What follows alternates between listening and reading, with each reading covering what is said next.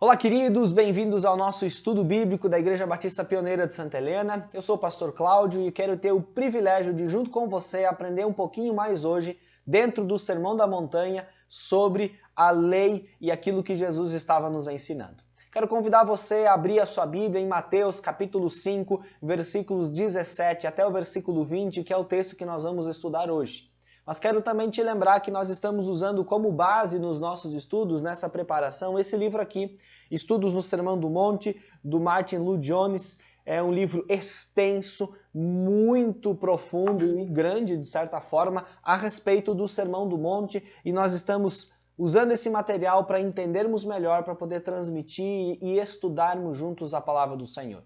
Já aprendemos, e você pode conferir no canal do YouTube, os estudos anteriores a respeito das bem-aventuranças, todas elas, a respeito também do sal da terra e da luz do mundo, que é o nosso último estudo, e hoje na nossa sequência nós vamos falar sobre Jesus e a lei. Cumprir ou não cumprir? A lei deve ser cumprida somente pelos advogados, pelos magistrados, ou ela deve ser cumprida por eu e por você também? De que lei nós estamos falando e o que está acontecendo nesse texto? Mantenha sua Bíblia aberta, nós já vamos ler o texto, mas para introduzir, eu quero lembrar que até aqui Jesus ele se ocupava na descrição do cristão. Nós fomos até aqui, dentro do Sermão da Montanha, relembrados quanto àquilo que nós somos. Fomos informados que nós não podemos escapar do fato de que nossas vidas devem manifestar a nossa natureza transformada pelo Evangelho. Nós também somos filhos de Deus e, portanto, cidadãos do reino dos céus. Precisamos manifestar as características próprias do povo celestial, manifestando a glória de Deus para que as outras pessoas elas sejam também estimuladas a glorificarem ao Senhor em todas as suas ações, também assim como eu e você devemos proceder. Mas como é que isso deve ser feito? E a resposta a partir desse texto é vivendo vidas retas. Retidão é igual à vida cristã. Na vida cristã nós precisamos ser retos, ser corretos, e a retidão é um ponto importante.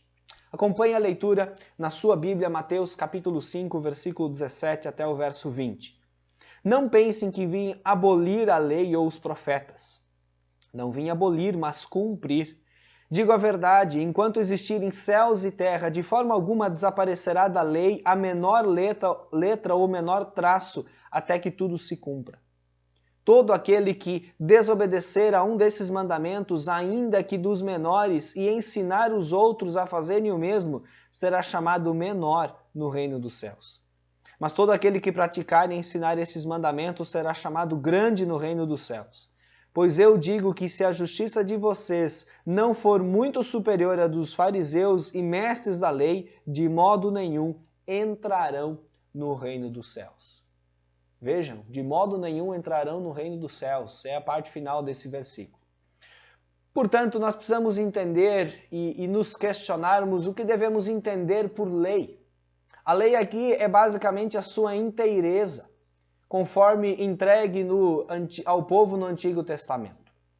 Jesus ele agia contra a cultura religiosa na sua época. E essa não seguia as profecias do Antigo Testamento, mas apenas as tradições. Jesus ele adverte os seus discípulos a não se deixarem confundir pelos murmúrios e também pelas críticas que eles iriam ouvir.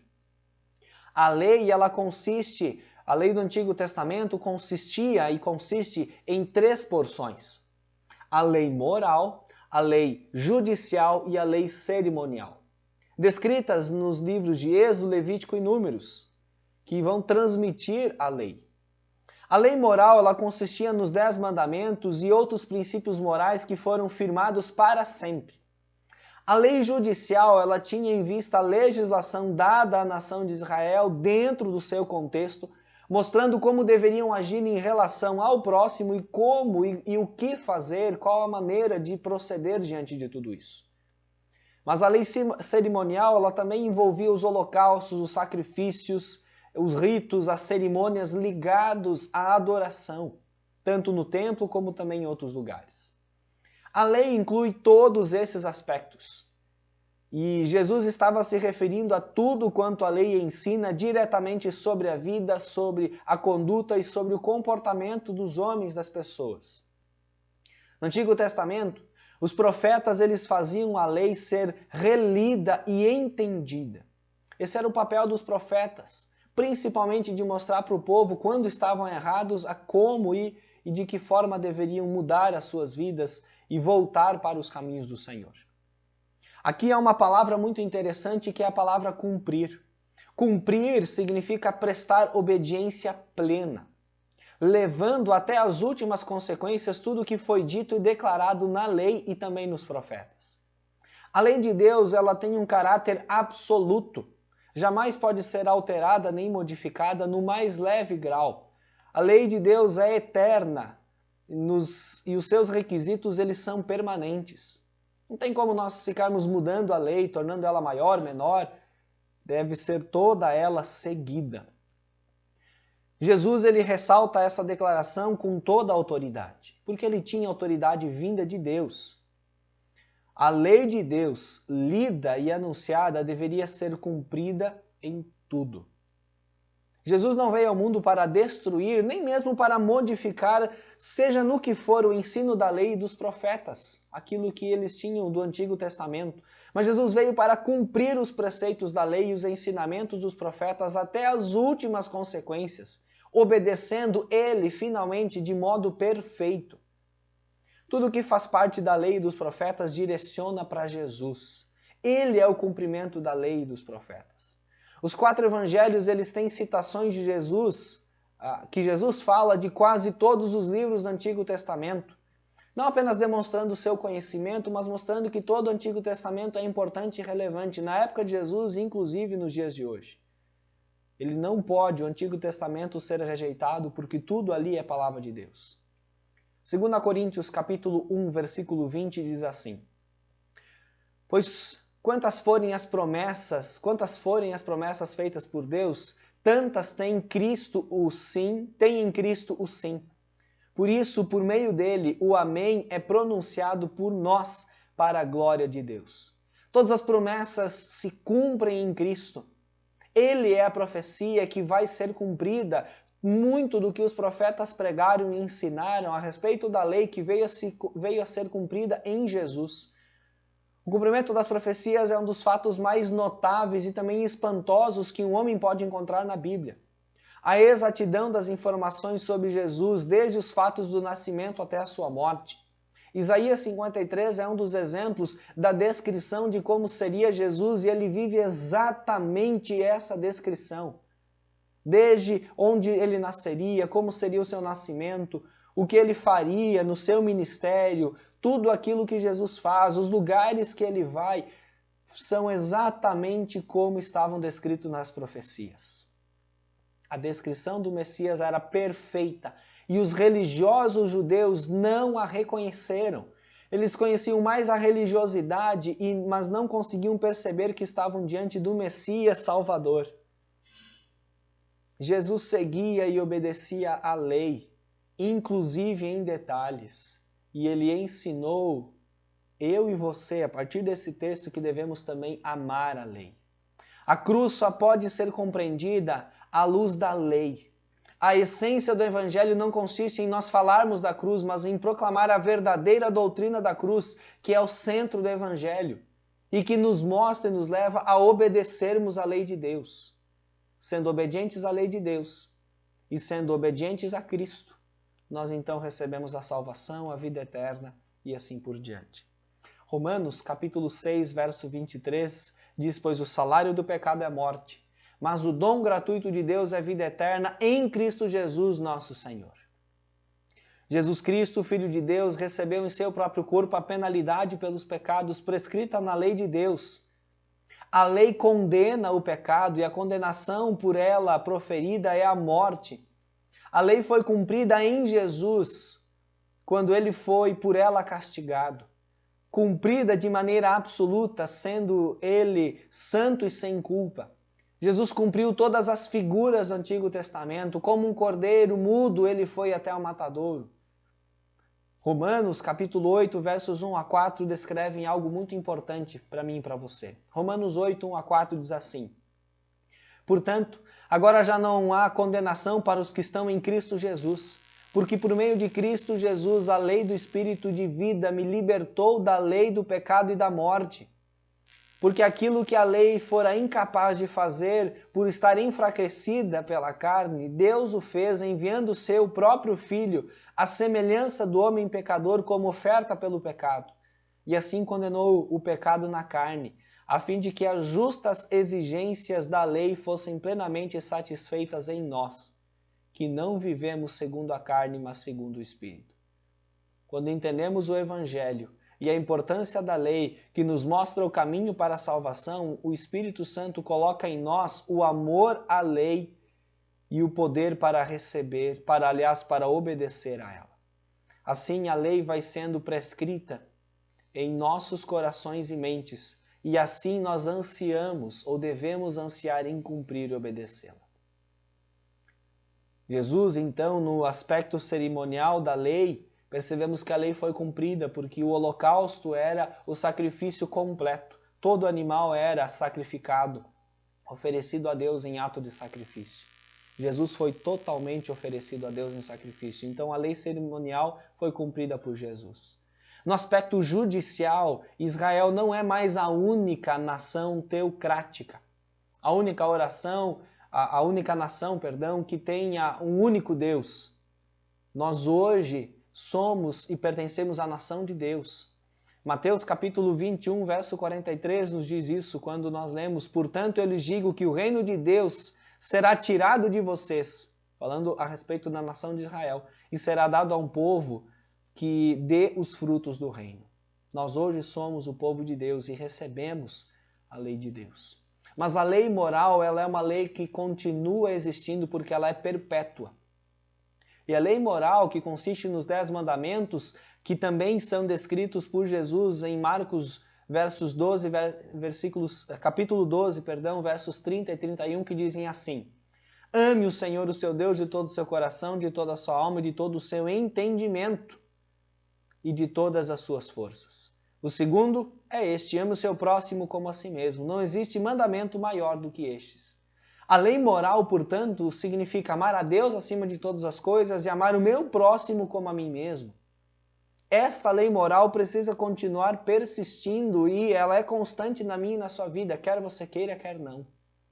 1 João, capítulo 3, verso 4, diz: todo aquele que pratica o pecado transgride a lei. De fato, o pecado é a transgressão da lei. Portanto, quando eu não amo a Deus, eu estou transgredindo a lei. Quando eu não amo o meu próximo como ele deve ser amado, eu estou transgredindo a lei. Qual é a relação, então, do cristão com a lei? O crente não está mais debaixo da lei no sentido de que a lei é um pacto de obras. Gálatas, capítulo 3, vai falar disso. O crente não está sob a lei nesse sentido. A sua salvação independe da observância da lei. Mas isso não nos isenta de ter a lei como regra de vida. Lei e graça andam juntas. Pela graça nós recebemos a salvação, graça é o favor, o presente merecido, a salvação mediante a fé em Cristo Jesus, mas a lei, quando obedecida, também testemunha a respeito de Jesus. A lei nos foi dada a fim de mostrar aos homens que jamais poderão ser declarados justos por si mesmos diante de Deus. E somente por meio de Cristo a lei é cheia de graça e nos conduz a Ele, nos servindo de apoio, nos servindo até mesmo de condução, de caminho, para chegarmos até Deus. Mais um versículo de Romanos, agora capítulo 6, verso 15, que diz: e então, vamos pecar porque não estamos debaixo da lei, mas debaixo da graça? De maneira nenhuma. Por causa da lei nós devemos viver em santidade diante do Senhor e por causa da graça nós devemos viver em santidade diante do Senhor. Ou seja, lei e graça nos faz viver corretamente diante de Deus. Santidade é algo necessário num cristão. Significa ser reto, e ser reto significa guardar a lei. No que consiste a graça?